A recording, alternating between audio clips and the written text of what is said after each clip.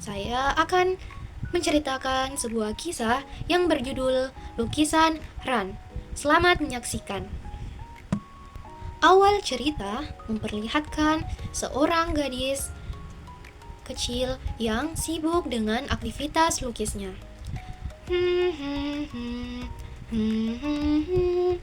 Senandung terdengar dengan jelas.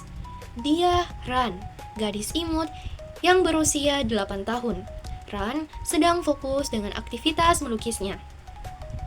Dengan senang, Ran menggerak-gerakkan tangan untuk memberikan beberapa macam warna pada media kanvas. Apa yang kurang ya? Tanya Ran mengamati hasil lukisannya. Senyumnya semakin mengembang setelah menambahkan ornamen bintang pada beberapa bagian gambarnya. Sempurna. Tok tok tok. Ran segera menuju pintu kamar untuk membukanya. "Nenek, ada apa?" tanya Ran, melihat neneknya berada di hadapannya.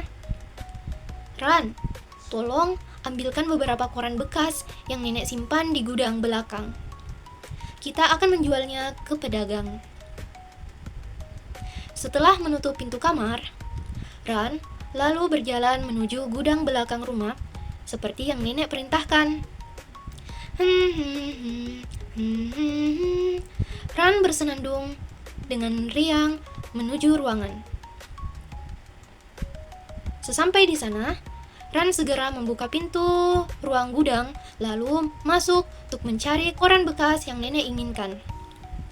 Ran terus berjalan di antara beberapa barang.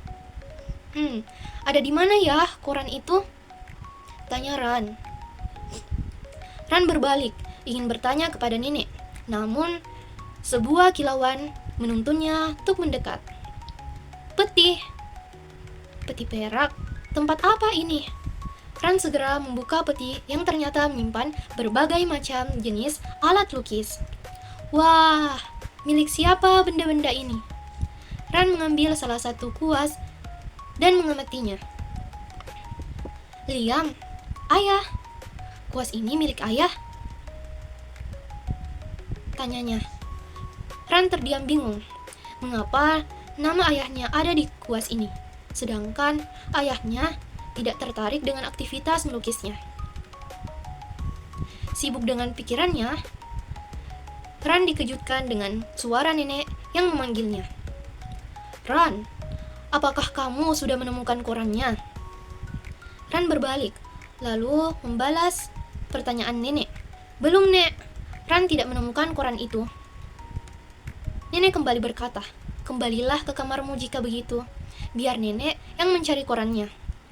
Ran berjalan keluar, sembari sesekali mengamati nenek yang sibuk mencari koran. Sesampai di kamar, Ran berbaring di kasur, menatap kuas yang ada di genggamannya. Ran yang merasa lelah mulai tertidur dengan lelap. Tanpa dia sadari, sebuah cahaya mengelilingi kuas yang dibawanya, dan perlahan cahaya itu juga mengelilingi tubuhnya. Beberapa menit berlalu. Ran terbangun, bingung, dan mengamati sekelilingnya yang terlihat begitu asing. Di mana Ran merasa dia berada di bawah lembaran buku raksasa yang menjulang tinggi di atasnya. "Hei, apakah kamu sudah sadar?" Suara itu memanggil Ran. Ran berbalik. "Jangan takut, aku tidak akan jahat kepadamu. Namaku Niko, aku adalah kuas," katanya pada Ran yang melihatnya ketakutan. "Aku menemukanmu terbaring di dekat gudang lukis dan membawamu menggunakan wool, sejenis benda yang dapat berpindah dengan membawa benda lain." Ran terus mendengarkan apa yang Niko katakan. Perlahan, Ran mulai terbiasa melihat benda berbicara dan bergerak dengan bebas.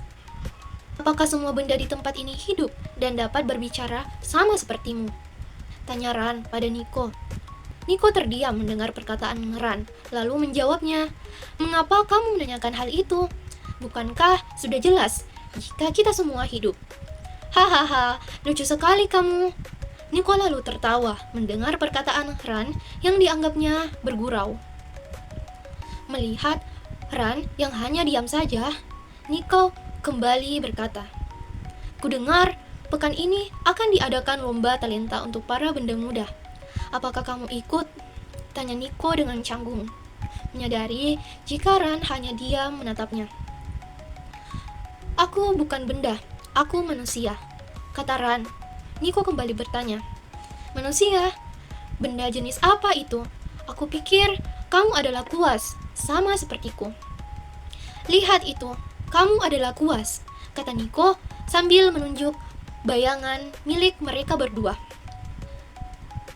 Mata Ran membulat, menatap bayangan tubuhnya yang menyerupai bayangan milik Niko, si kuas jingga. "Apakah itu aku?" tanya Ran heran. Niko melihat Ran, lalu menjawabnya, "Mengapa kamu sekaget itu? Apakah kamu belum pernah melihat bayanganmu sendiri?" Tanya Niko juga ikut mengamati bayangan miliknya. "Ini aneh, kenapa bayanganku sangat mirip dengan kuas, sedangkan jika kulihat, tubuhku masih dalam bentuk manusia. Apakah hanya aku yang dapat melihat tubuh asliku sendiri? Dan yang kuas lihat adalah seperti bayangan itu," kata Ran mengamati bayangan miliknya. Lalu dia mengamati kuas yang juga mengamati bayangan miliknya. "Ada apa denganmu, kuas? Mengapa kamu terlihat murung?" tanya Ran. Niko menjawab, "Aku ingin memenangkan lomba akhir pekan, namun aku tak pandai dalam hal apapun," katanya sedih. "Bagaimana dengan melukis? Apakah kamu bisa?" tanya Ran. Mendengar itu, Niko, sang kuas, menggoyangkan bagian atas tubuhnya sebagai balasan tidak. Ran kembali bertanya, "Lalu, apa yang kamu lakukan selama ini jika begitu? Mungkin aku dapat membantumu untuk berlatih." Niko kembali berkata, "Aku mempelajari cara kertas melipat tubuhnya, lalu cara palu menancapkan paku, dan cara gunting memotong sebuah kertas. Namun, aku tidak bisa. Yang aku dapatkan hanyalah luka. Benda lain juga mengejekku jika aku adalah benda yang tak berguna. Bahkan, melukis pun aku tak pandai," kata Niko dengan wajah yang sedih menatap Ran. "Aku akan membantumu mempelajari teknik dalam melukis." Niko yang mendengar itu kembali bersemangat. Beberapa menit kemudian, mereka berada di dalam ruangan lukis. "Lakukan ini, lalu ini, dan ini, seterusnya seperti ini." Ran terus bergerak, memperlihatkan bagaimana teknik dalam melukis. Niko dengan baik terus mengamati gerakan yang Ran lakukan. Selesai, bagaimana? Ketiga benda di hadapan Ran mengamati hasil karya Ran dengan tatapan kagum. "Niko, bagaimana mungkin kamu dapat melukis seindah ini, Ran?"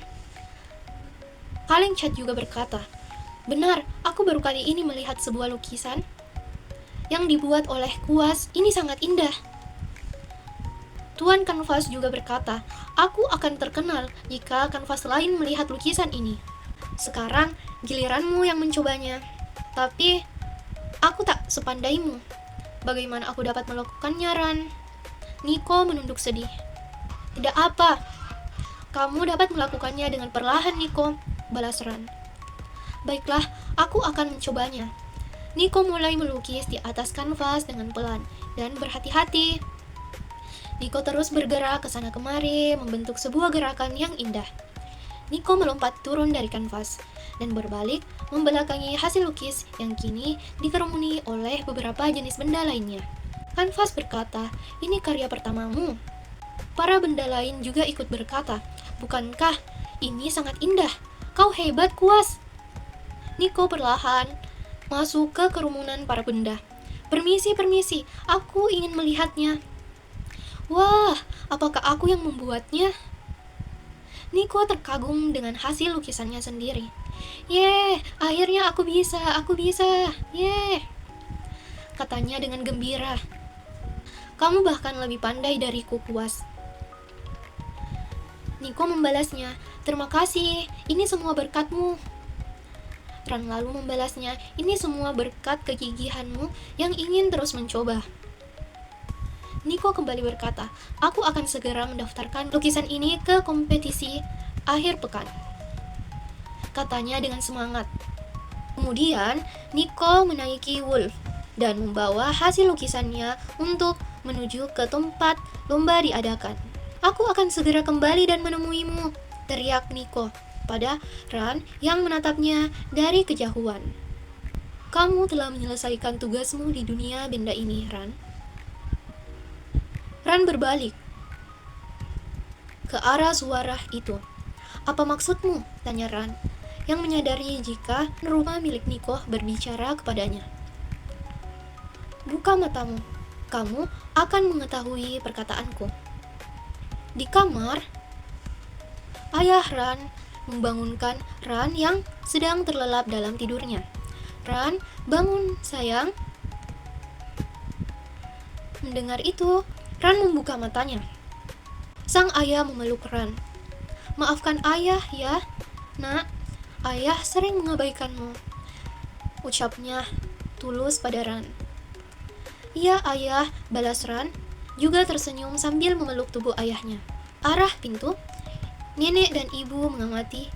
Nenek berkata, akhirnya, sembari mengamati